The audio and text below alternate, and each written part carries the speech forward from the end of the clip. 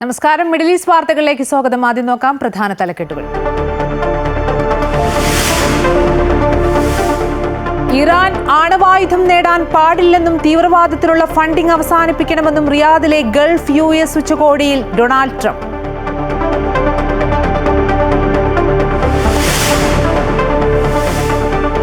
സിന്ധു നദീജല കരാർ മരവിപ്പിച്ചത് പുനഃപരിശോധിക്കണമെന്ന് ഇന്ത്യക്ക് പാകിസ്ഥാന്റെ കത്ത്. നദീജല കരാർ ലംഘിക്കുന്നത് പ്രശ്നം വഷളാക്കുമെന്ന് കത്തിൽ. പാകിസ്ഥാനെ പിന്തുണച്ച തുർക്കിയിലേക്കും അസർബൈജാനിലേക്കുമുള്ള യാത്രകൾ റദ്ദാക്കി ഇന്ത്യൻ വിനോദസഞ്ചാരികൾ. 3000 കോടിയിലേറെ നഷ്ടമുണ്ടാകുമെന്ന് വിലയിരുത്തൽ. ഡ്രോണുകളെ പ്രതിരോധിക്കാൻ പുതിയ സംവിധാനം. ഭാർഗവാസ്ത്ര വിജയകരമായി വികസിപ്പിച്ച് ഇന്ത്യ. പാകിസ്ഥാൻ പിടികൂടിയ BSF ജവാനെ മോചിപ്പിച്ചു. പൂർണ്ണകുമാർ ഷായെ ഇന്ത്യയിലെത്തിച്ചത് അട്ടാരി അതിർത്തി വഴി. ഇന്ത്യ പിടികൂടിയ പാക് റേഞ്ചറെയും വിട്ടയച്ചു. ജസ്റ്റിസ് BR ഗവായി ഇന്ത്യയുടെ 52ാമത് ചീഫ് ജസ്റ്റിസായി ചുമതലയേറ്റു. BR ഗവായി ദളിത് വിഭാഗത്തിൽ നിന്ന് ചീഫ് ജസ്റ്റിസ് ആകുന്ന രണ്ടാമത്തെയാൾ.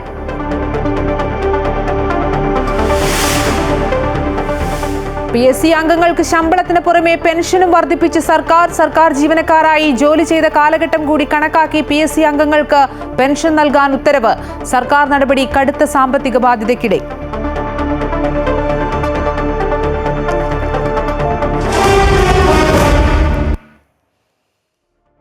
ഇറാൻ ആണവായുധം നേടാൻ പാടില്ലെന്നും തീവ്രവാദത്തിനുള്ള ഫണ്ടിംഗ് അവസാനിപ്പിക്കണമെന്നും റിയാദിലെ ഗൾഫ് US ഉച്ചകോടിയിൽ ഡൊണാൾഡ് ട്രംപ്. ഇറാനുമായി അമേരിക്ക കരാർ ആഗ്രഹിക്കുന്നുണ്ടെന്നും ട്രംപ്. പലസ്തീൻ വിഷയത്തിൽ തീരുമാനമുണ്ടാകണമെന്നും ഗാസയിലെ സംഘർഷം അവസാനിപ്പിക്കണമെന്നും യോഗത്തിൽ സൗദി കിരീടാവകാശി ആവശ്യപ്പെട്ടു.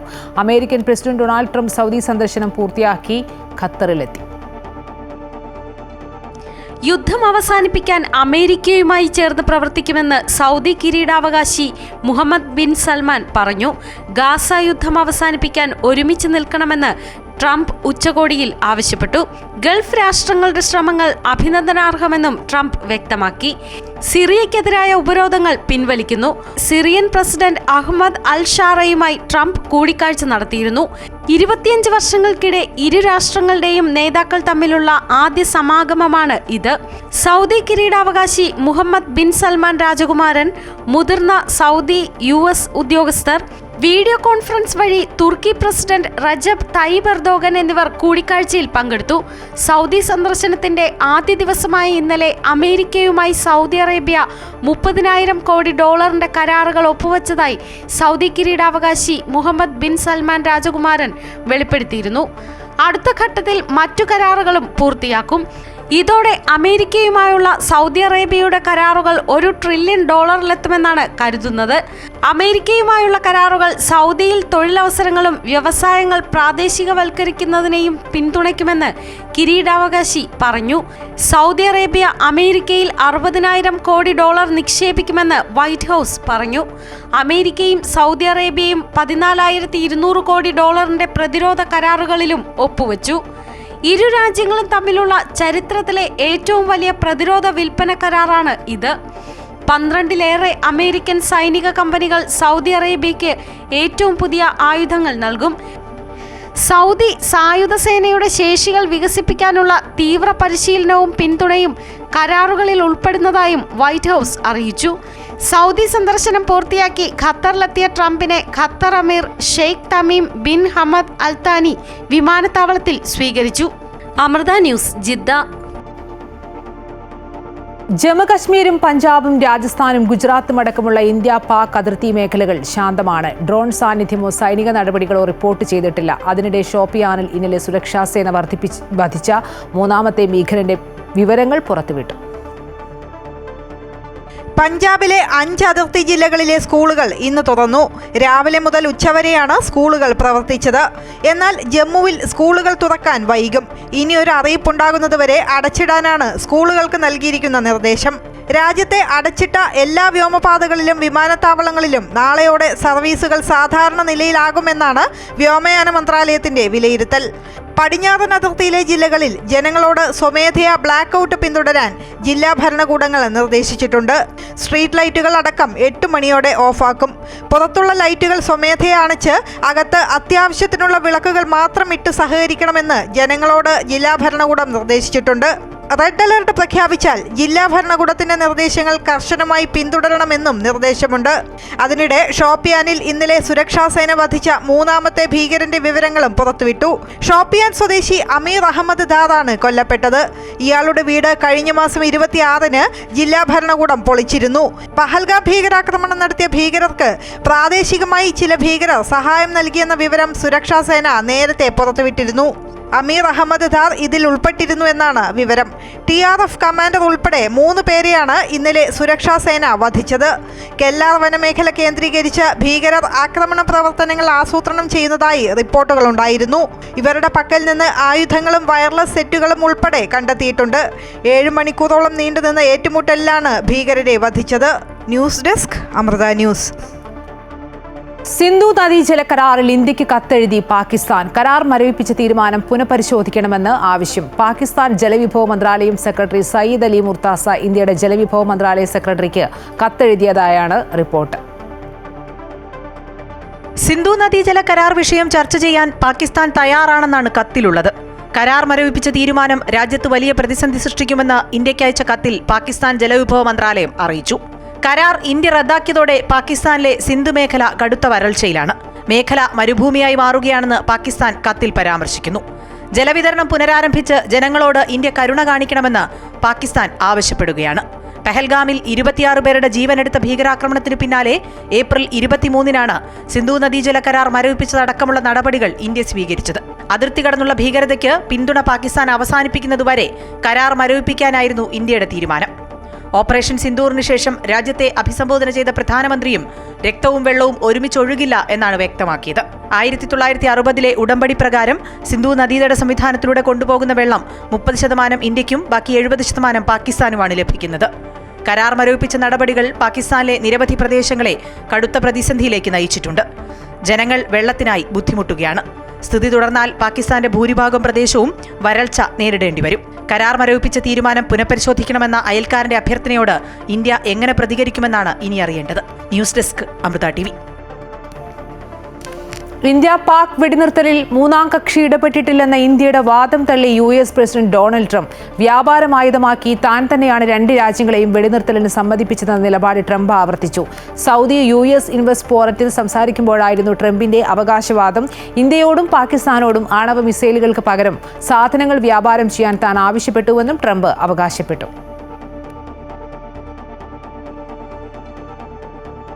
കേണൽ സോഫിയ ഖുറേഷിയെക്കുറിച്ച് വിവാദ പരാമർശം നടത്തിയ BJP മന്ത്രി വിജയ് ഷായ്ക്കെതിരെ കേസെടുക്കാൻ നിർദ്ദേശം നൽകി മധ്യപ്രദേശ് ഹൈക്കോടതി. മന്ത്രിയുടെ നടപടി പരിഹാസ്യവും നിന്ദ്യവുമാണെന്ന് കോടതി നിരീക്ഷിച്ചു. പരാമർശം മതസ്പർദ്ധ വളർത്താനും സമൂഹത്തിൽ വിള്ളലുണ്ടാക്കാൻ ശേഷിയുമുള്ളതാണെന്ന് കോടതി ചൂണ്ടിക്കാട്ടി. പരാമർശത്തെ അപലപിച്ച് ദേശീയ വനിതാ കമ്മീഷനും രംഗത്തെത്തി. സ്ത്രീകൾക്കെതിരെയുള്ള ഇത്തരം പ്രസ്താവനകൾ അങ്ങേയറ്റം ദൗർഭാഗ്യകരമാണ്, സ്ത്രീകളുടെ അന്തസ്സിനെ മുറിവേൽപ്പിക്കുന്ന പ്രസ്താവനയാണെന്നും ദേശീയ വനിതാ കമ്മീഷൻ ചൂണ്ടിക്കാട്ടി. മന്ത്രി വിജയ് ഷായുടെ പേരെടുത്ത് പറയാതെയാണ് പരാമർശം. BJP നേതാവും ഗോത്രക്ഷേമ വകുപ്പ് മന്ത്രിയുമായ വിജയ് ഷാ ഒരു പൊതുസമ്മേളനത്തിൽ നടത്തിയ പരാമർശങ്ങളാണ് വിവാദങ്ങൾക്ക് വഴി തുറന്നത്. പരാമർശം വിവാദമായതോടെ മന്ത്രി വിജയ് ഷാ മാപ്പ് പറയുകയും ചെയ്തിരുന്നു. പാകിസ്ഥാന്റെ പിടിയിലായിരുന്ന BSF ജവാൻ പൂർണ്ണകുമാർ ഷായെ വിട്ടയച്ചു. അട്ടാരി അതിർത്തി വഴിയാണ് BSF ജവാനെ പാകിസ്ഥാൻ ഇന്ത്യക്ക് കൈമാറിയത്. അതിർത്തി കടന്നെന്നാരോപിച്ച് പാക് റേഞ്ചേഴ്സായിരുന്നു ജവാനെ ഏപ്രിൽ 23-ന് കസ്റ്റഡിയിലെടുത്തത്. അതിനിടെ ഇന്ത്യ പിടികൂടിയ പാക് റേഞ്ചറെയും വിട്ടയച്ചു. ഇന്ത്യയുടെ നയതന്ത്ര സമ്മർദ്ദത്തെ തുടർന്നാണ് BSF ജവാനായ പൂർണ്ണം കുമാർ ഷായെ കൈമാറാൻ പാകിസ്ഥാൻ തയ്യാറായത്. പശ്ചിമ ബംഗാളിലെ ഹൂഗ്ലി സ്വദേശിയാണ് പൂർണ്ണം കുമാർ. അതിർത്തിയിൽ കർഷകരുടെ തുണയ്ക്കായുള്ള കിസാൻ ഗാർഡ് ഡ്യൂട്ടിക്കിടെയാണ് പൂർണ്ണം കുമാർ പാകിസ്ഥാന്റെ പിടിയിലായത്. വേനൽക്കാലത്ത് അതിർത്തിക്കും സീറോ ലൈനും ഇടയിൽ സുരക്ഷാ വേലിയില്ലാത്ത ഭാഗങ്ങളിൽ കൃഷി അനുവദിക്കാറുണ്ട്. രാവിലെ 9 മുതൽ 5 മണി വരെ BSFന്റെ നിരീക്ഷണത്തിൽ ഇവിടെ കർഷകർക്ക് സഞ്ചരിക്കാം. ഈ നോമാൻസ് ലാൻഡിലെ കർഷകരെ നിരീക്ഷിക്കാനെത്തിയ പൂർണ്ണം അബദ്ധത്തിൽ അതിർത്തി കടക്കുകയായിരുന്നു. 182ാമത് BSF ബറ്റാലിയനിലെ കോൺസ്റ്റബിളാണ് ഡ്യൂട്ടിയിലിരിക്കെ പിടിയിലായത്. പാകിസ്ഥാൻ സൈന്യത്തിന്റെ കയ്യിലകപ്പെട്ട ഭർത്താവ് ഭർത്താവിന്റെ മോചനത്തിനായി പൂർണ്ണത്തിന്റെ ഗർഭിണിയായ ഭാര്യ പശ്ചിമ ബംഗാൾ മുഖ്യമന്ത്രി മമതാ ബാനർജിയോട് ഉൾപ്പെടെ സംസാരിച്ചിരുന്നു. ജവാനെ കസ്റ്റഡിയിലെടുത്ത് 15 ദിവസത്തോളമായിട്ടും വിട്ടുകിട്ടാതെ വന്നതോടെയാണ് ബംഗാൾ മുഖ്യമന്ത്രി മമതാ ബാനർജിയെ വിളിച്ച് തന്റെ ആവശ്യം അറിയിച്ചത്.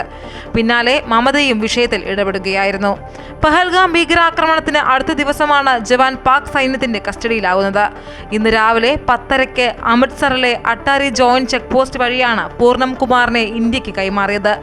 സമാധാനപരമായും പ്രോട്ടോകോളുകൾ അനുസരിച്ചുമാണ് കൈമാറ്റം നടന്നതെന്ന് BSF പ്രസ്താവനയിൽ അറിയിച്ചു. News desk Amrita TV. തദ്ദേശീയമായി വികസിപ്പിച്ച ഡ്രോൺ പ്രതിരോധ സംവിധാനം ഭാർഗവാസ്ത്ര വിജയകരമായി പരീക്ഷിച്ച് ഇന്ത്യ. ഒഡീഷ ഗോപാൽപൂരിലെ സീവാർഡ് ഫയറിംഗ് റേഞ്ചിലാണ് പരീക്ഷണം നടന്നത്. ഡ്രോൺ ഭീഷണിയെ ഫലപ്രദമായി ചെറുക്കാനുള്ള ശ്രമങ്ങൾക്ക് ഭാർഗവാസ്ത്ര മുതൽക്കൂട്ടാകും. Solar defence and aerospace limited ആണ് ചെലവ് കുറഞ്ഞ ഡ്രോൺ കൗണ്ടർ സിസ്റ്റം ഭാർഗവാസ്ത്ര വികസിപ്പിച്ചത്. ഈ സംവിധാനത്തിൽ ഉപയോഗിച്ചിരിക്കുന്ന മൈക്രോ റോക്കറ്റുകളാണ് പരീക്ഷണത്തിന് വിധേയമാക്കിയത്. ആർമി എയർ ഡിഫൻസ് ഉദ്യോഗസ്ഥരുടെ സാന്നിധ്യത്തിലായിരുന്നു പരീക്ഷണം. ഓരോ റോക്കറ്റ് വീതം വിക്ഷേപിച്ചുകൊണ്ടാണ് പരീക്ഷണങ്ങൾ നടത്തിയത്. സാൽവോ മോഡിൽ 2 റോക്കറ്റുകൾ വിക്ഷേപിച്ചുകൊണ്ടുള്ള പരീക്ഷണവും നടത്തി. 4 റോക്കറ്റുകളും പ്രതീക്ഷിച്ച പോലെ പ്രകടനം കാഴ്ചവെക്കുകയും ആവശ്യമായ വിക്ഷേപണ പാരാമീറ്ററുകൾ കൈവരിക്കുകയും ചെയ്തുവെന്ന് സോളാർ ഡിഫൻസ് ആൻഡ് എയ്റോസ്പേസ് അറിയിച്ചു. ഇന്ത്യയെ ലക്ഷ്യം വെച്ച് വരുന്ന ഡ്രോൺ ആക്രമണങ്ങളെ നിർവീര്യമാക്കാൻ ഇത് സഹായിക്കും. 2.5 കിലോമീറ്റർ വരെ ദൂരത്തിൽ വലുതും ചെറുതുമായ ഡ്രോണുകളെ കണ്ടെത്തുന്നതിനും ഇല്ലാതാക്കുന്നതിനുമുള്ള നൂതന സംവിധാനം ഭാർഗവാസ്ത്രത്തിനുണ്ട്. സമുദ്രനിരപ്പിൽ നിന്ന് 5000 മീറ്ററിൽ കൂടുതൽ ഉയരത്തിൽ ഭൂമിശാസ്ത്രപരമായി വ്യത്യസ്ത പ്രദേശങ്ങളിൽ തടസ്സമില്ലാതെ ഉപയോഗിക്കാനാകും. കഴിഞ്ഞ ദിവസങ്ങളിൽ രാജ്യത്തിന് ഭീഷണിയായി നിരവധി ഡ്രോണുകൾ പാകിസ്ഥാൻ അയച്ചിരുന്നു. അത്തരം ഡ്രോണുകളെ തകർക്കാനുൾപ്പെടെ ഭാർഗവാസ്ത്ര സൈന്യത്തിന്റെ വിവിധ ആവശ്യങ്ങൾ നിറവേറ്റാൻ സഹായിക്കും. News desk Amrita TV. PSC അംഗങ്ങൾക്ക് ശമ്പളത്തിന് പുറമെ പെൻഷനും വർദ്ധിപ്പിച്ച് സർക്കാർ ജീവനക്കാരായി ജോലി ചെയ്ത കാലഘട്ടം കൂടി കണക്കാക്കി PSC അംഗങ്ങൾക്ക് പെൻഷൻ നൽകാനാണ് സർക്കാർ ഉത്തരവ്. പെൻഷൻ വർദ്ധിപ്പിക്കുന്നതോടുകൂടി കടുത്ത സാമ്പത്തിക ബാധ്യതയാകും സർക്കാരിനുണ്ടാവുക. PSC അംഗങ്ങളുടെ ശമ്പളം ഇരട്ടിയിലധികം വർദ്ധിപ്പിച്ച് മാസങ്ങൾ പിന്നിടുമ്പോഴാണ് പെൻഷനും വർദ്ധിപ്പിച്ച് ഉത്തരവായിരിക്കുന്നത്. സർക്കാർ ജീവനക്കാരായി ജോലി ചെയ്ത ശേഷമാണ് പലരും PSC അംഗങ്ങളാകുന്നത്. നിലവിലെ ചട്ടപ്രകാരം സർക്കാർ ജീവനക്കാരായിരുന്നതിന്റെ പെൻഷൻ അല്ലെങ്കിൽ PSC അംഗമായതിന്റെ പെൻഷൻ ഇതിലേതെങ്കിലും ഒന്ന് മാത്രമേ അനുവദിക്കുകയുള്ളൂ. ഇതിലാണ് ഇപ്പോൾ മാറ്റം വരുത്തിയിട്ടുള്ളത്. PSC അംഗങ്ങൾ സർക്കാർ ജീവനക്കാരായി പ്രവർത്തിച്ച കാലഘട്ടം കൂടി പരിഗണിച്ചാകും ഇനി പെൻഷൻ തുക നിശ്ചയിക്കുക. ഇങ്ങനെയാകുന്നതോടെ വൻ തുകയാകും PSC അംഗങ്ങൾക്ക് പെൻഷനായി ലഭിക്കുക. വെള്ളിയാഴ്ചയാണ് പൊതുഭരണ വകുപ്പ് ഉത്തരവിറക്കിയത്. കഴിഞ്ഞ മന്ത്രിസഭാ യോഗ തീരുമാനപ്രകാരമാണ് ഉത്തരവ്. അതേസമയം ഹൈക്കോടതി ഉത്തരവനുസരിച്ച് തീരുമാനമെന്നാണ് സർക്കാർ ചൂണ്ടിക്കാട്ടുന്നത്. അമൃത ന്യൂസ്, തിരുവനന്തപുരം. കൊച്ചി കടവന്ത്രയിൽ കിലോ കണക്കിന് പഴകിയ ഭക്ഷണം പിടികൂടി. വന്ദേ ഭാരത് അടക്കമുള്ള ട്രെയിനുകളിൽ വിതരണം ചെയ്യാൻ തയ്യാറാക്കിയ ഭക്ഷണമാണ് നഗരസഭാ ആരോഗ്യ വിഭാഗം പിടികൂടിയത്. തമിഴ്നാട് സ്വദേശിയുടെ കാറ്ററിംഗ് യൂണിറ്റിൽ നിന്നാണ് ഭക്ഷണം പിടിച്ചെടുത്തത്. സ്ഥാപനം അടച്ചുപൂട്ടി. സംഭവത്തിൽ പരിശോധന നടത്തുമെന്ന് റെയിൽവേ വ്യക്തമാക്കി. 300 ചപ്പാത്തി, 20 കിലോ ദാൽ കറി, 15 ലിറ്റർ കടലക്കറി, 10 ലിറ്റർ കുറുമ, 300 പുഴുങ്ങിയ മുട്ട, 10 കിലോ ചിക്കൻ കറി, 50 കിലോയോളം പഴകിയ കോഴിയിറച്ചി തുടങ്ങി പാകം ചെയ്തതും അല്ലാത്തതുമായ ഭക്ഷ്യ ഉൽപ്പന്നങ്ങളാണ് നഗരസഭാ ആരോഗ്യ വിഭാഗം പിടികൂടിയത്. ബൃന്ദാവൻ ഫുഡ് പ്രൊഡക്ഷൻ എന്ന പേരിൽ കടവന്ത്രയിൽ തമിഴ്നാട് സ്വദേശിയായ ആകാശ് എന്നയാൾ നടത്തുന്ന സ്ഥാപനത്തിൽ നിന്നാണ് ഉൽപ്പന്നങ്ങൾ പിടികൂടിയത്. വന്ദേ ഭാരത് അടക്കമുള്ള ട്രെയിനുകളിലേക്ക് ഭക്ഷണം എത്തിക്കുന്നത് ഇവിടെ നിന്നാണ്. ദിവസേന 6 തവണ റെയിൽവേ സ്റ്റേഷനിലേക്ക് ഭക്ഷണം കൊണ്ടുപോകാറുണ്ടെന്ന് കരാർ ഡ്രൈവറായ ഉദയകുമാർ പറഞ്ഞു. ஹோட்டலில் ட்ரெயினுக்கு தான். ட்ரெயினில் ட்ரெயின் நேம் தெரியுது மேம் எனக்கு. வந்தே பாரத் மேல்காடின்னு சொல்லுவாங்க. அதுக்கு ഡെയിലി ഒരു 6 ട്രിപ്പ് എന്ന மாதிரி. ദുർഗന്ധം വമിക്കുന്ന വൃത്തിഹീനമായ ഇടത്തിലാണ് ഭക്ഷണം തയ്യാറാക്കിയിരുന്നത്. സ്ഥാപനത്തിൽ നിന്നും മലിനജലം പുറത്തേക്ക് അശാസ്ത്രീയമായി ഒഴുക്കിവിടുകയായിരുന്നു. ഇതിനെ തുടർന്നുണ്ടായ നാട്ടുകാരുടെ പരാതിയിലാണ് ആരോഗ്യ വിഭാഗം പരിശോധനയ്ക്കെത്തിയതെന്ന് കൗൺസിലർ വ്യക്തമാക്കി. ഇത് ഇന്നലെ ഇത്രയും രൂക്ഷമാകാൻ കാര്യം ഇന്നലെ എന്നെ കുടുംബിക്കോണിലെ സ്ത്രീകളടക്കമുള്ളവർ വിളിച്ചിട്ട് ഭയങ്കരമായ സ്മെല്ല് വരുന്നു, ഞങ്ങൾക്ക് കിടക്കാൻ പറ്റുന്നില്ല, റൂമുകളിൽ ഇരിക്കാൻ പറ്റുന്നില്ല പരാതി പറഞ്ഞു. ഞങ്ങൾ ചെന്ന് പരിശോധിക്കുമ്പോൾ ഏതാണ്ട് 50 കിലോയോളം ചിക്കൻ, അത് 5-8 ദിവസത്തെ പഴക്കമുണ്ട്. ആ പഴക്കമുള്ള സ്മെല്ലടക്കം ഞങ്ങൾക്ക് അവിടെ പരിസരത്ത് പോലും ചെല്ലാൻ പറ്റാത്ത രീതിയിൽ മോശമായ രീതിയിൽ ചിക്കൻ ഇരിക്കുകയാണ്. ഭക്ഷ്യസുരക്ഷയുമായി ബന്ധപ്പെട്ട വിവിധ സർട്ടിഫിക്കറ്റുകളും സ്ഥാപനത്തിലുണ്ട്. എന്നാൽ ഇതെല്ലാം ആധികാരികമാണോ എന്ന് പരിശോധിച്ചു വരികയാണ്. കോർപ്പറേഷൻ ലൈസൻസ് ഇല്ലാത്തതിനാലാണ് ആരോഗ്യ വിഭാഗം ഇപ്പോൾ കേസെടുത്തിരിക്കുന്നത്. മുൻപും പലതവണ സ്ഥാപനത്തിന് നോട്ടീസ് നൽകിയിരുന്നതായി ഹെൽത്ത് ഇൻസ്പെക്ടർ വി സുരേഷ് പറഞ്ഞു. ഇത് നഗരസഭയുടെ ലൈസൻസ് ഇല്ലാതെ നടത്തുന്ന പ്രവർത്തന സ്ഥാപനമാണ്. നമ്മൾ ഇതിനു മുമ്പ് ഇവർക്ക് ലൈസൻസ് എടുക്കാൻ നോട്ടീസ് നൽകിയിട്ടുണ്ട്. മറ്റ് ലൈസൻസ് FSSAയുടെ ഒരു രജിസ്ട്രേഷൻ്റെ പേപ്പർ അവിടെ കാണുന്നുണ്ട്. മറ്റുള്ളതിനെപ്പറ്റി അറിവില്ല. ഇവർ ലൈസൻസിനായിട്ട് അപേക്ഷ സമർപ്പിക്കാത്തതുകൊണ്ട് ഇത് ആരാണ് നടത്തുന്നതെന്നോ മറ്റ് കാര്യങ്ങളൊന്നും നമുക്ക് അറിയാൻ കഴിഞ്ഞിട്ടില്ല. ഇവിടെ എപ്പോൾ വന്നാലും പുതിയ മാനേജർമാരാണ്. അവർക്കാർക്കും ഇതിനെപ്പറ്റി യാതൊരു ധാരണയില്ല. ഇനി നഗരസഭയിൽ നിന്ന് അറിയിപ്പുണ്ടാകുന്നവരെ തുറന്നു പ്രവർത്തിക്കാൻ കഴിയില്ല. അതിഥി തൊഴിലാളികളാണ് കാറ്ററിംഗ് സെന്ററിലെ പാചകക്കാർ. സ്ഥാപനം അടച്ചുപൂട്ടി സീൽ ചെയ്തിരിക്കുകയാണ്. അമൃത ന്യൂസ്, കൊച്ചി. റിയാദിൽ നടന്ന ഗൾഫ് US ഉച്ചകോടിയിൽ UAE പ്രസിഡന്റിന്റെ പ്രതിനിധിയായി അബുദാബി കിരീടാവകാശി Sheikh Khalid bin Muhammad bin Zayed Al Nahyan സംബന്ധിച്ചു. GCC രാജ്യങ്ങളും അമേരിക്കയും തമ്മിലുള്ള ബന്ധം പരമ്പരാഗത ചട്ടക്കൂടുകൾക്കപ്പുറം വളർന്നുവെന്ന് ഷെയ്ഖ് ഖാലിദ് പറഞ്ഞു. കൃത്രിമ ബുദ്ധി, ആധുനിക സാങ്കേതിക വിദ്യ, ബഹിരാകാശ പര്യവേക്ഷണം, ആണവോർജ്ജ പരിപാടികളുടെ വികസനം എന്നിവയുൾപ്പെടെ വിവിധ മേഖലകളിൽ പ്രധാന പങ്കാളിത്തങ്ങളും നേട്ടങ്ങളും കൈവരിക്കാൻ ഗൾഫ് US സഹകരണം കൊണ്ട് സാധിക്കുമെന്നും അദ്ദേഹം പ്രത്യാശ പ്രകടിപ്പിച്ചു. സൗദി കിരീടാവകാശി മുഹമ്മദ് ബിൻ സൽമാൻ ും ഷെയ്ഖ് ഖാലിദ് കൂടിക്കാഴ്ച നടത്തി. ഗാസ യുദ്ധം അവസാനിപ്പിക്കാനും മുഴുവൻ ബന്ദികളെയും മോചിപ്പിക്കാനും സൗദി അറേബ്യയും അമേരിക്കയും ധാരണയിലെത്തിയതായി സൗദി വിദേശമന്ത്രി ഫൈസൽ ബിൻ ഫർഹാൻ രാജകുമാരൻ അറിയിച്ചു. എത്രയും വേഗം വെടിനിർത്തൽ കരാറിൽ എത്തിച്ചേരണമെന്ന് ഗൾഫ് അമേരിക്ക ഉച്ചകോടി സമാപിച്ച ശേഷം റിയാദിൽ വിളിച്ചു ചേർത്ത പത്രസമ്മേളനത്തിൽ അദ്ദേഹം വ്യക്തമാക്കി. വെടിനിർത്തൽ കരാർ ഒപ്പുവെച്ചില്ലെങ്കിൽ ഗാസയിലേക്ക് സഹായം എത്തിക്കുന്നത് ബുദ്ധിമുട്ടായിരിക്കും. അമേരിക്കൻ ബന്ദിയെ മോചിപ്പിച്ചത് ഗാസയിൽ വെടിനിർത്തൽ കരാറിന് അടിസ്ഥാനമാകുമെന്ന് പ്രതീക്ഷിക്കുന്നു. നിയന്ത്രണങ്ങളോ വ്യവസ്ഥകളോ ഇല്ലാതെ ഗാസയിലേക്ക് മനുഷ്യസഹായം അനുവദിക്കേണ്ടതിന്റെ ആവശ്യകത സൗദി അറേബ്യയെ വ്യക്തമാക്കിയിട്ടുണ്ട്. അമേരിക്കയും ഇറാനും തമ്മിലുള്ള ആണവ ചർച്ചകളെ സൗദി അറേബ്യ പൂർണ്ണമായും പിന്തുണയ്ക്കുന്നു. ഇക്കാര്യത്തിൽ നല്ല ഫലങ്ങൾ പ്രതീക്ഷിക്കുന്നു. കുവൈറ്റിലെ പുതിയ ബ്രിട്ടീഷ് സ്ഥാനപതിയായി ഖുദ്സി റഷീദ് നിയമിതനായി. സ്ഥാനമൊഴിയുന്ന നിലവിലെ സ്ഥാനപതി ബെലിൻഡ ലൂയിസിന് പകരക്കാരനായാണ് പുതിയ നിയമനം. കെയ്റോയിലെ ബ്രിട്ടീഷ് എംബസിയിലെ deputy head of mission, UK foreign and Commonwealth ഓഫീസിലെ മൾട്ടിലാറ്ററൽ പോളിസി ഡിപ്പാർട്ട്മെന്റിന്റെ ഡെപ്യൂട്ടി ഡയറക്ടർ, ബെയ്റൂത്തിലെ UKയുടെ സിറിയ ഓഫീസ് മേധാവി തുടങ്ങി നിരവധി പദവികൾ വഹിച്ചിട്ടുള്ള ഖുദ്സി റഷീദ് പാകിസ്ഥാൻ വംശജനായ ബ്രിട്ടീഷ് പൗരനാണ്. 2025 സെപ്റ്റംബറിൽ അദ്ദേഹം കുവൈറ്റിൽ ഔദ്യോഗികമായി ചുമതലയേൽക്കും.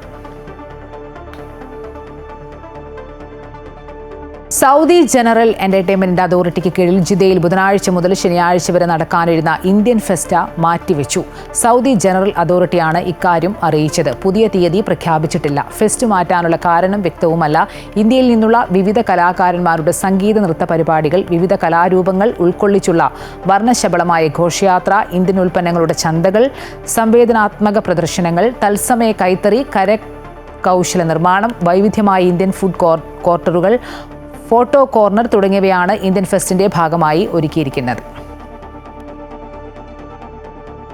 കുവൈറ്റിലെ ചില ക്ഷീര കർഷക ഫാമുകളിൽ കുളമ്പ് രോഗം വർദ്ധിച്ചതോടെ പാൽ ഉൽപാദന ചെലവിൽ 30 മുതൽ 40% വരെ വർധനവുണ്ടായതായി ഉൽപാദന കമ്പനികൾ. ഇക്കാര്യത്തിൽ പരിഹാരങ്ങൾ കണ്ടെത്താൻ വാണിജ്യ വ്യവസായ മന്ത്രാലയം അടിയന്തര ഇടപെടൽ നടത്തണമെന്ന് കമ്പനികൾ ആവശ്യപ്പെട്ടു. കുളമ്പ് രോഗം വ്യാപിച്ചതോടെ പാൽ ഉൽപാദനം 20 മുതൽ 30% വരെ കുറയുകയും ഉൽപാദന ചെലവിലെ വർധനയും പ്രാദേശികോൽപ്പന്നത്തിന്റെ കുറവും വിതരണക്കാരെ സാമ്പത്തികമായി ബാധിച്ചിട്ടുണ്ട്. റേഷൻ വഴി വിതരണം ചെയ്യുന്ന പാലിന്റെ വിലയും ഇതിൽ ഉൾപ്പെടും. വരവ് ചെലവിലെ വ്യത്യാസം മൂലമുണ്ടാകുന്ന നഷ്ടം നികത്താൻ നഷ്ടപരിഹാരം അനുവദിക്കണമെന്ന് ഉൽപാദകർ വാണിജ്യ മന്ത്രാലയത്തോട് അഭ്യർത്ഥിച്ചു. എന്നാൽ ഈ പ്രതിസന്ധി താൽക്കാലികമാണെന്ന് വാണിജ്യമന്ത്രി ഖലീഫ അൽ അജീൽ ഉൽപാദകരെ അറിയിച്ചു.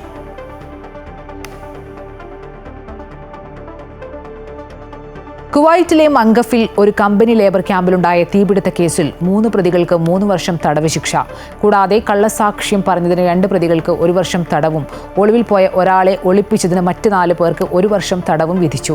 കൗൺസിലർ അൻവർ ബസ്താക്കി അധ്യക്ഷനായ കോടതിയാണ് ശിക്ഷ വിധിച്ചത്. 2024 ജൂൺ 12 നടന്ന അപകടത്തിൽ 49 പേർ മരണപ്പെടുകയും നിരവധി പേർക്ക് ഗുരുതരമായി പരിക്കേൽക്കുകയും ചെയ്തിരുന്നു. 196 തൊഴിലാളികളാണ് തീപിടുത്ത കെട്ടിടത്തിൽ താമസിച്ചിരുന്നത്. കൗമാരക്കാരായ ആൺകുട്ടികൾക്ക് വേണ്ടി പുതിയ കെയർ ഷെൽട്ടർ ഹോം ദുബായിൽ തുറന്നു. അക്രമം, പീഡനം, അവഗണന തുടങ്ങിയ നേരിട്ട് 12 വയസ്സിന് മുകളിൽ നേരിട്ട 12 വയസ്സിന് മുകളിൽ പ്രായമുള്ള ആൺകുട്ടികളെ സംരക്ഷിക്കുന്നതിനായാണ് കെയർ ഹോം ആരംഭിച്ചത്. Dubai foundation for women and children ആണ് നടത്തിപ്പ് ചുമതല. സ്വദേശികൾക്കും പ്രവാസി താമസക്കാർക്കും പ്രവേശനം അനുവദിക്കും. 20 കുട്ടികൾക്ക് വരെ താമസ സൗകര്യമുള്ള ഇവിടെ പരിശീലനം ലഭിച്ച 14 ജീവനക്കാർ ഉണ്ടാകും. സാമൂഹ്യ മാനസിക പിന്തുണ കുട്ടികൾക്ക് ലഭ്യമാക്കാനുള്ള സൗകര്യങ്ങൾ ഷെൽട്ടർ ഹോമിലുണ്ട്. അടുക്കള, ജിംനേഷ്യം, പഠനമുറികൾ, മാനസികോല്ലാസത്തിനുള്ള സൗകര്യങ്ങൾ എന്നിവ ഉൾക്കൊള്ളുന്നതാണ് ഷെൽട്ടർ ഹോം.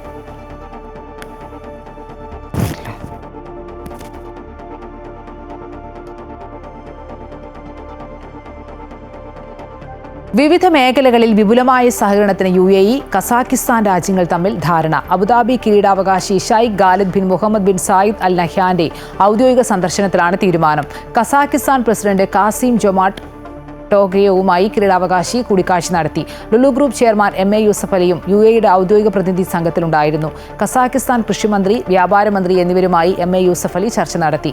കസാക്കിസ്ഥാനിലെ കാർഷിക മേഖലയ്ക്ക് മികച്ച പിന്തുണ നൽകുമെന്നും ഉൽപ്പന്നങ്ങൾക്ക് കൂടുതൽ വിപണി ലുലു സ്റ്റോറുകളിൽ ലഭ്യമാക്കുമെന്നും MA യൂസഫ് അലി പറഞ്ഞു. കസാക്കിസ്ഥാനിലെ കാർഷികോൽപ്പന്നങ്ങൾ UAEയിലെ ലുലു സ്റ്റോറുകളിൽ ഉറപ്പാക്കുന്നതിനായി പ്രമുഖ കസാഖ് കമ്പനിയായ അലേൽ അഗ്രോയുമായി ലുലു ഗ്രൂപ്പ് ധാരണാപത്രം ഒപ്പുവെച്ചു. മറ്റു വാർത്തകളിലേക്ക് വരികയാണെങ്കിൽ, രണ്ടാം പിണറായി സർക്കാരിന്റെ 4ാം വാർഷികത്തോടനുബന്ധിച്ച് മുഖ്യമന്ത്രിയുടെ നേതൃത്വത്തിൽ ജില്ലാതല യോഗവും മുഖാമുഖം പരിപാടിയും തൃശൂരിൽ നടന്നു. തൃശൂർ കാസിനോ ഹോട്ടലിൽ നടന്ന യോഗത്തിൽ വിവിധ മേഖലകളിൽ നിന്നായി ക്ഷണിക്കപ്പെട്ട 500ഓളം പ്രതിനിധികൾ പങ്കെടുത്തു. കേന്ദ്ര സർക്കാരിന്റെ വിമർശനം ഉന്നയിച്ച മുഖ്യമന്ത്രി കേരളത്തിന്റെ വികസന നേട്ടങ്ങൾ എണ്ണിപ്പറഞ്ഞു. സംസ്ഥാന സർക്കാരിന്റെ 4ാം വാർഷികത്തോടനുബന്ധിച്ച 3 പരിപാടികളാണ് തൃശൂർ ജില്ലയിൽ നടക്കുന്നത്. അതിൽ ആദ്യത്തേതാണ് മുഖാമുഖം പരിപാടി. മുഖ്യമന്ത്രിയുടെ നേതൃത്വത്തിലുള്ള ജില്ലാതല യോഗം രാവിലെ 10 മുതൽ 12:30 വരെ തൃശൂർ കാസിനോ ഹോട്ടലിൽ നടന്നു. സംസ്ഥാന സർക്കാരിന്റെ സർവ്വ മേഖലകളിലെയും നേട്ടങ്ങൾ എണ്ണിപ്പറഞ്ഞ മുഖ്യമന്ത്രി പ്രതിപക്ഷത്തെയും കേന്ദ്ര സർക്കാരിനെയും രൂക്ഷമായി വിമർശിച്ചു. എല്ലാം ശരിയാക്കുമെന്ന് LDF പറഞ്ഞപ്പോൾ ജനങ്ങൾ വിശ്വസിച്ചു. എല്ലാ കാര്യങ്ങളും ശരിയാക്കുന്നതിന് എല്ലാ ഭാഗങ്ങളിൽ നിന്നും പിന്തുണ ലഭിക്കണം. എന്നാൽ അക്കാര്യത്തിൽ ചില ഘട്ടങ്ങളിൽ നിർഭാഗ്യകരമായ അനുഭവമാണ് ഉണ്ടായത്. ആപൽ ഘട്ടങ്ങളിൽ പോലും കേന്ദ്രത്തിന്റെ ഭാഗത്തു നിന്നും വേണ്ട വിധത്തിലുള്ള സമീപനമുണ്ടായില്ല.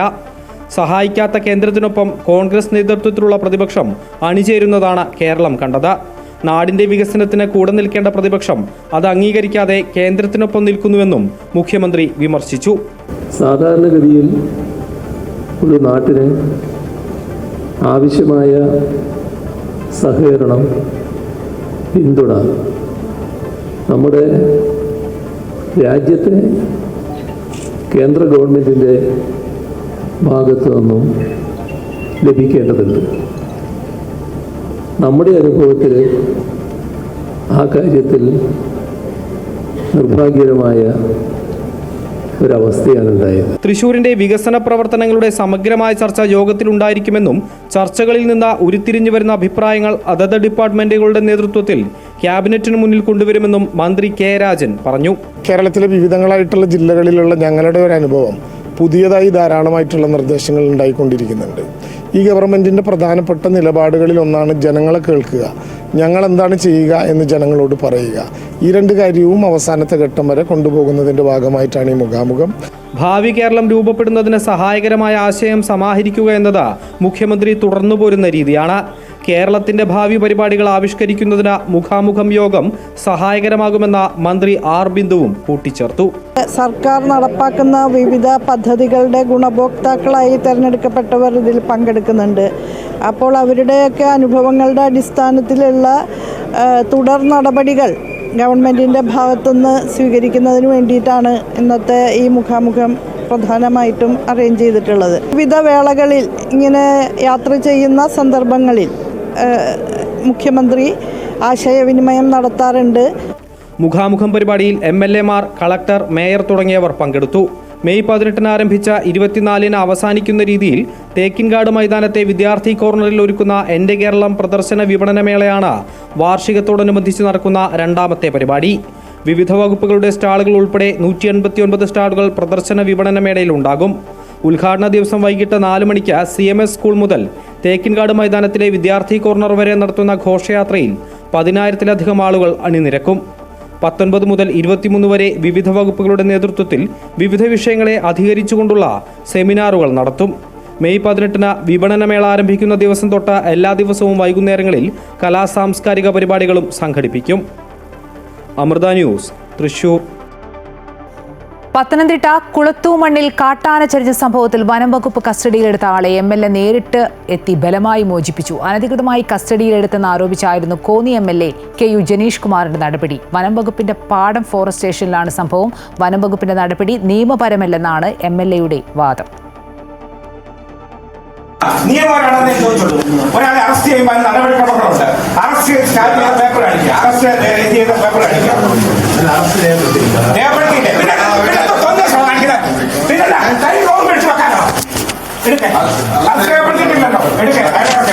അവിടെ ജനങ്ങൾ പ്രതിഷേധിച്ച് നിൽക്കുക. ആന വന്നിറങ്ങുന്നത്, എന്നിട്ട് പാവങ്ങളെല്ലാം പിടിച്ചോണ്ടെങ്കിൽ പോരുക, എന്നിട്ട് നിങ്ങൾക്ക് യഥാർത്ഥ പ്രതിയാക്കുക. എന്തിനാണെന്തേ നിങ്ങൾ കസ്റ്റഡി താണെന്തേ? വനപാലകർ നിയമ നടപടികൾ പാലിക്കാതെ തൊഴിലാളിയെ കസ്റ്റഡിയിലെടുത്തു എന്നാരോപിച്ചായിരുന്നു KU ജനീഷ് കുമാർ MLAയുടെ നടപടി. കൃഷിയിടത്തിൽ വന്യമൃഗങ്ങൾ ഇറങ്ങുന്നത് തടയാനായി സ്ഥാപിച്ച സോളാർ വേലിയിൽ നിന്നും ഷോക്കേറ്റാണ് കാട്ടാന ചരിഞ്ഞത് എന്ന് പോസ്റ്റ്മോർട്ടത്തിൽ കണ്ടെത്തിയിരുന്നു. ഇതേ തുടർന്ന് കൃഷിസ്ഥലം പാട്ടത്തിനെടുത്ത ഉടമയുടെ തൊഴിലാളിയെ വനപാലകർ കസ്റ്റഡിയിലെടുത്തതാണ് MLAയെ പ്രകോപിപ്പിച്ചത്. അതേസമയം MLAയുടെ നടപടി പ്രതിഷേധാർഹമാണെന്നാണ് വനം വകുപ്പ് ഉദ്യോഗസ്ഥരുടെ നിലപാട്. ഇത് സംബന്ധിച്ചുള്ള ശബ്ദ സന്ദേശവും പുറത്തുവന്നു. ഇടയ്ക്കാണ് ജനീഷ് കുമാർ സാറ് വന്ന് സ്റ്റേഷൻ സ്റ്റാഫിനെയും റേഞ്ച് ഓഫീസറെയും ഡെപ്യൂട്ടി സാറിനെയും എല്ലാം വളരെ മോശമായി സംസാരിച്ച് സ്റ്റേഷനിൽ ജനമധ്യത്തിൽ വെച്ചിട്ടാണ് അത്രയും പ്രവർത്തകരുടെ മുന്നിൽ വെച്ച് നമ്മൾ അവഹേളിച്ച് സംസാരിച്ച് പ്രതി ഇറക്കിക്കൊണ്ടുപോയത്. സത്യം പറഞ്ഞാൽ ഇന്നലെ നമ്മുടെ അവസ്ഥയെന്ന് പറയുന്നത് നമ്മൾ ഇത്രയും കിടന്ന് നമ്മൾ ഓടുകയും ചെയ്തു, നമ്മളെല്ലാം ചെയ്തിട്ട് വെറും ഇതിനകത്ത് ഇപ്പം നിലവിൽ വരുമ്പോഴത്തേക്ക് സ്റ്റേഷൻ സ്റ്റാഫുകൾക്കെതിരെ ഒരു ഇത് ചെയ്താൽ പോലും നമ്മൾ മിണ്ടാതെ ഇത് ആ ഒരു പണിഷ്മെന്റ് എന്താണോ അത് വാങ്ങിക്കാന്നുള്ള രീതിയിൽ നിൽക്കാനേ പറ്റത്തുള്ളൂ. എന്നാൽ വനം വകുപ്പിന്റെ നടപടി ശരിയല്ലെന്നും തല പോയാലും ജനങ്ങൾക്കൊപ്പമാണ് താനെന്നുമുള്ള നിലപാടിലാണ് ജനീഷ് കുമാർ MLA. അമൃത ന്യൂസ്, പത്തനംതിട്ട. തിരുവനന്തപുരം വഞ്ചിയൂർ കോടതിയിലെ ജൂനിയർ അഭിഭാഷകയ്ക്ക് മർദ്ദനമേറ്റ സംഭവത്തിൽ സീനിയർ അഭിഭാഷകൻ ബേലിൻ ദാസിനെ പ്രാക്ടീസ് ചെയ്യുന്നതിൽ നിന്ന് വിലക്കി ബാർ കൗൺസിൽ ഓഫ് കേരള. അച്ചടക്ക സമിതിയുടെ അന്തിമ വിധി വരുന്നതുവരെ വിലക്ക് തുടരുമെന്ന് ചെയർമാൻ TS അജിത്ത് അറിയിച്ചു. തിരുവനന്തപുരം ബാർ അസോസിയേഷൻ സംഭവത്തെ ലഘൂകരിച്ചിട്ടില്ല, ഒരു അഭിഭാഷകൻ പോലും ബേലിനെ സഹായിച്ചിട്ടില്ല എന്നും ഇത്തരത്തിലുള്ള സംഭവങ്ങൾ മേലിൽ ആവർത്തിക്കാതിരിക്കാനുള്ള എല്ലാ നടപടികൾ പാലിക്കുമെന്നും ചെയർമാൻ അറിയിച്ചു. ബാർ അസോസിയേഷൻ നിയോഗിച്ച അന്വേഷണ സംഘത്തിന്റെ പ്രാഥമിക റിപ്പോർട്ടിൽ ബെയിലിൻ അഭിഭാഷകയെ മർദ്ദിച്ചതായി കണ്ടെത്തിയെന്നും ബെയിലിന് നോട്ടീസ് നൽകുമെന്നും ചെയർമാൻ അറിയിച്ചു.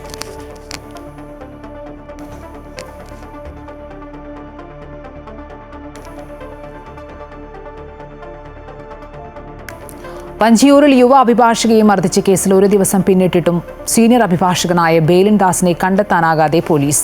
ബേലിൻ ദാസിനായുള്ള അന്വേഷണം വ്യാപിപ്പിച്ചു. അതേസമയം ഓഫീസിലെത്തി സീനിയർ അഭിഭാഷകനെ അറസ്റ്റ് ചെയ്യാനുള്ള പോലീസ് നീക്കത്തെ തടഞ്ഞ ബാർ അസോസിയേഷനെ വിമർശിച്ച് തൊഴിൽ മന്ത്രി V ശിവൻകുട്ടി രംഗത്തെത്തി. അഭിഭാഷകനെ രക്ഷപ്പെടാൻ സഹായിച്ചത് ബാർ അസോസിയേഷൻ നിലപാടെന്ന് അഡ്വക്കേറ്റ് ഷാമിലിയും ആരോപിച്ചു.